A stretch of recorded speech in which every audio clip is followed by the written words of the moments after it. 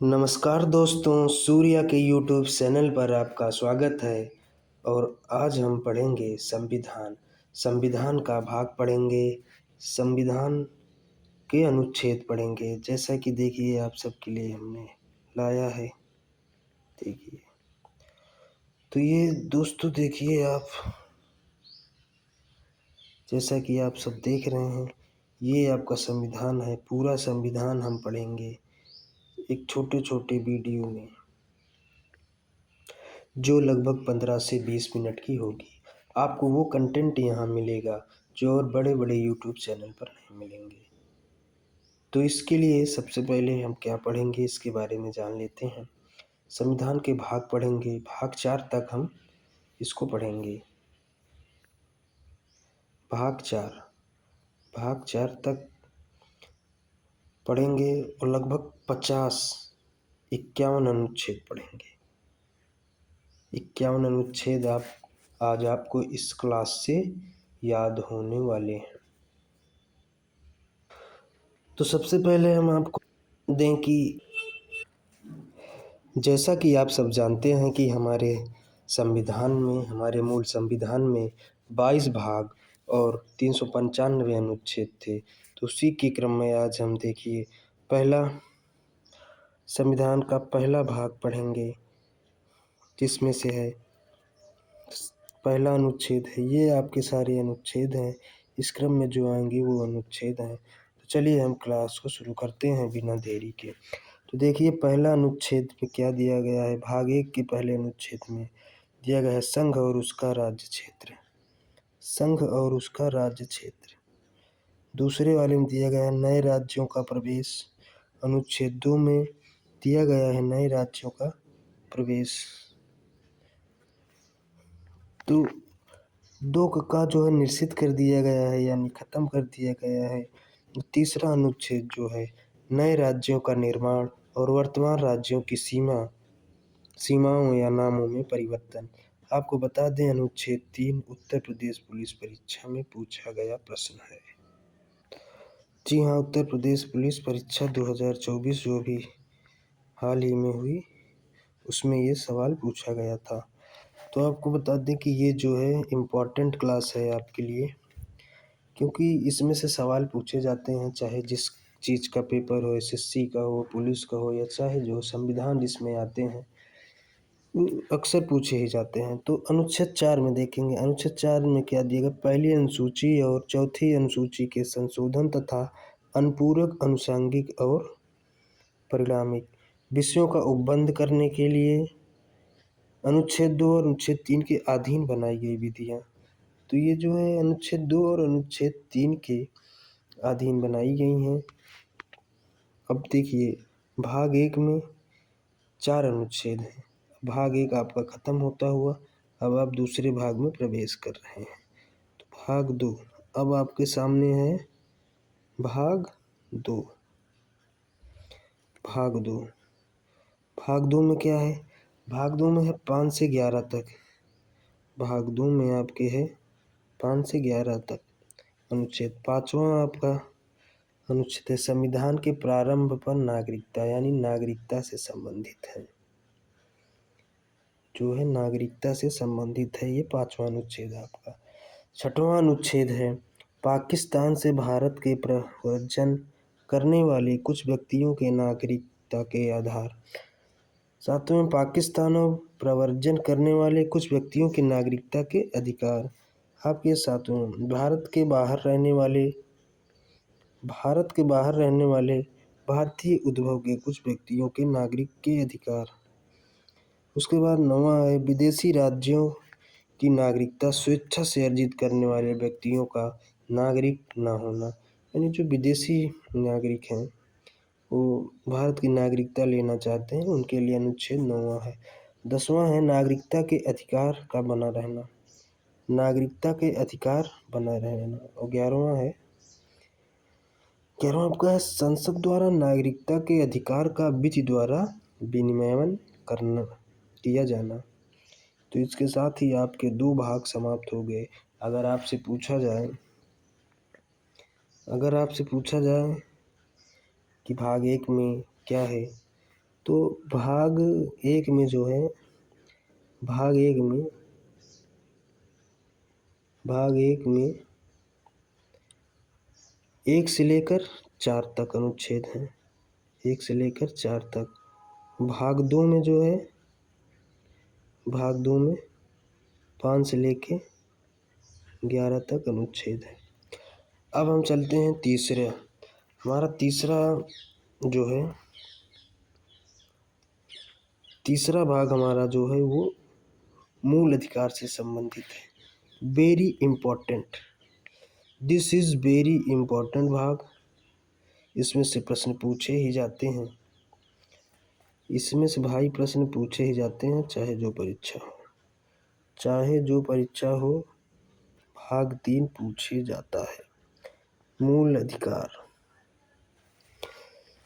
तो अनुच्छेद 12 में दिया गया है परिभाषा इसकी, मूल अधिकारों से असंगत या उनकी अलवीकरण करने वाली विधियां। अब सबसे इम्पोर्टेंट इसमें ये है समता का अधिकार, हाईलाइट इसे कर देते हैं। ये सारे अनुच्छेद जो हैं 19 तक पूछे ही जाते हैं, जिसमें से मोस्ट इम्पॉर्टेंट है विधि के समक्ष समता, यानी विधि के समक्ष, कानून के समक्ष सभी बराबर समान हैं। ठीक है, विधि के समक्ष चाहे वो जो भी हो। अनुच्छेद 15 मोस्ट इम्पॉर्टेंट, जितने भी हैं सब मोस्ट इम्पॉर्टेंट ही हैं। धर्म, मूल वंश, जाति, लिंग या जन्म स्थान के आधार पर विभेद का प्रतिषेध है, यानी आप धर्म, मूल वंश, जाति, लिंग इत्यादि के नाम पर भेदभाव नहीं कर सकते। अनुच्छेद 16 में है लोक नियोजन के विषय में अवसर की समता। अनुच्छेद 17 में अस्पृश्यता का अंत है और अनुच्छेद 18 में उपाधियों का अंत है। तो अनुच्छेद 18, अब आप 14 से 18 समता का अधिकार पढ़ लिए। ठीक है, 14 से 18 समता का अधिकार पढ़ लिए हैं। उपाधियों का अंत अनुच्छेद 18 में है। अब आप स्वतंत्रता का अधिकार पढ़ रहे हैं, क्योंकि आप मूल अधिकार पढ़ रहे हैं। मूल अधिकार जो है आपका 12 से 35 तक है ना। मूल अधिकार 12 से 35 आपका है मूल अधिकार।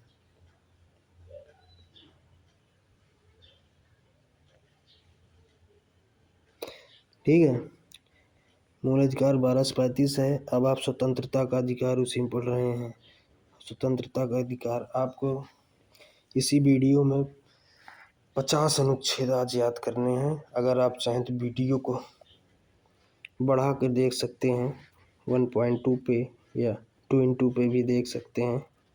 तो स्वतंत्रता का अधिकार, मोस्ट इम्पॉर्टेंट क्वेश्चन, स्वतंत्रता का अधिकार।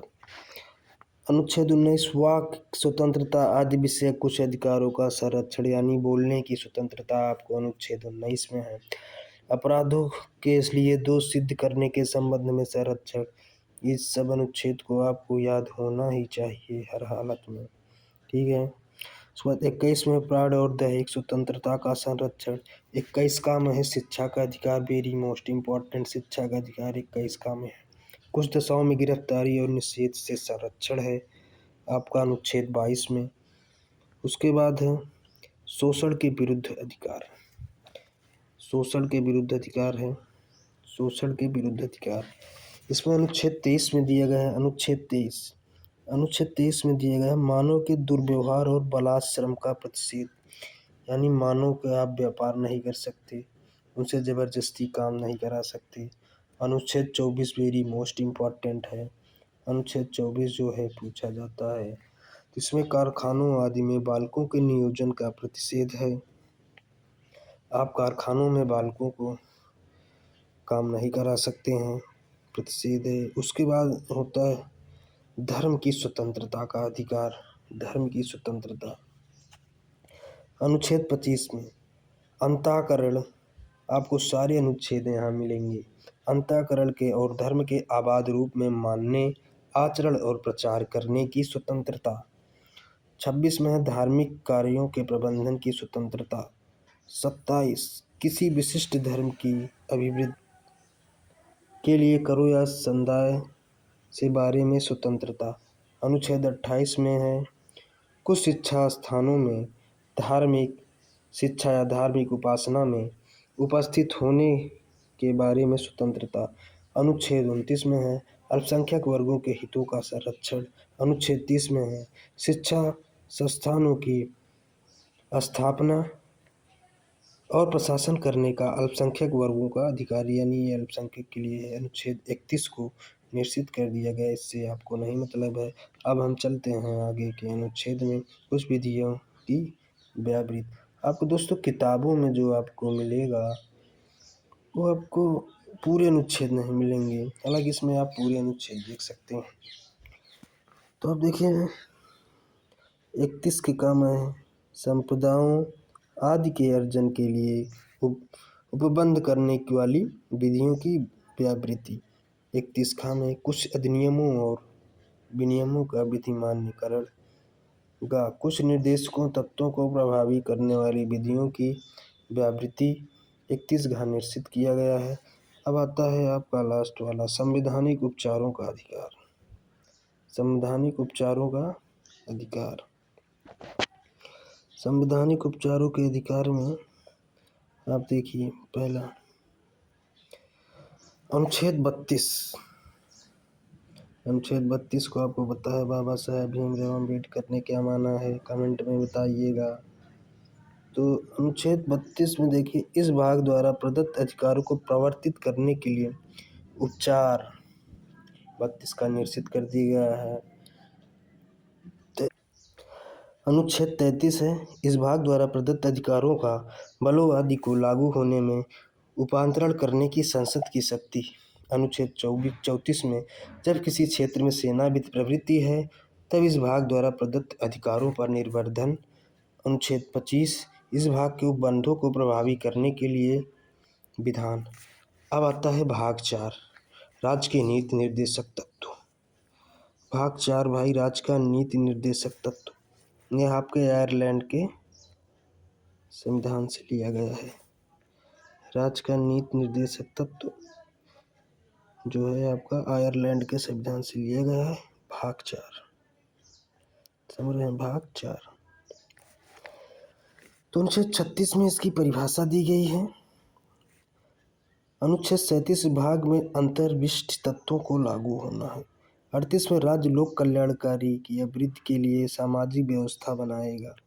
इम्पोर्टेंट आपका 38 से शुरू हो जाता है, यहाँ से लेके आपको याद होना ही होना चाहिए। राज्य का नीति निर्देशक तत्व के सभी अनुच्छेद आपको याद होना चाहिए क्योंकि मोस्ट इम्पॉर्टेंट है परीक्षा के दृष्टिकोण से और पूछे भी जाते हैं।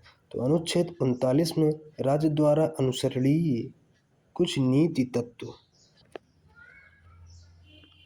अनुच्छेद 39 का है समान न्याय और निःशुल्क विधिक सहायता, यानी कोई भी मनुष्य को समान न्याय और निःशुल्क विधिक सहायता ले सकता है। 40 है ग्राम पंचायतों से संबंधित, ये महात्मा गांधी से भी संबंधित है क्योंकि इसको महात्मा गांधी ने ही वर्चस्व दिया।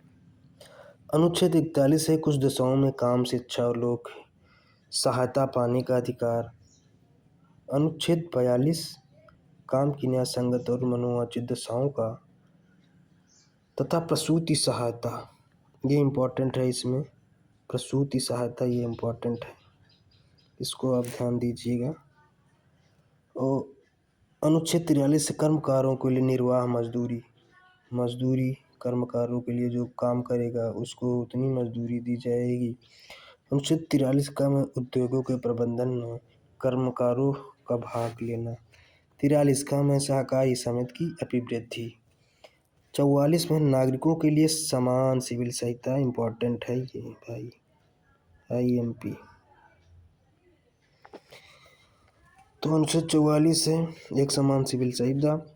अनुच्छेद 45 है 6 वर्ष से कम आयु के बालकों के लिए प्रारंभिक बाल व्यवस्था, देख रेख और शिक्षा का उपबंध। वेरी मोस्ट इम्पॉर्टेंट है, ये सवाल पूछा जा सकता है। यह अनुच्छेद आपका 6 वर्ष से कम आयु के बालकों के लिए प्रारंभिक बाल व्यवस्था, देख रेख और शिक्षा। अनुच्छेद 46 है अनुसूचित जातियों अनुसूचित जनजातियों और दुर्बल वर्गों की शिक्षा और अर्थ संबंधी हितों अभिवृद्धि, ठीक है। अनुच्छेद 45 जो है, उसके बाद अनुच्छेद 47 जो है पोषाहार। अनुच्छेद 45 आपका पोषण स्तर और जीवन स्तर के उच्च करने तथा लोक स्वास्थ्य का सुधार करने का राज्य का कर्तव्य होगा।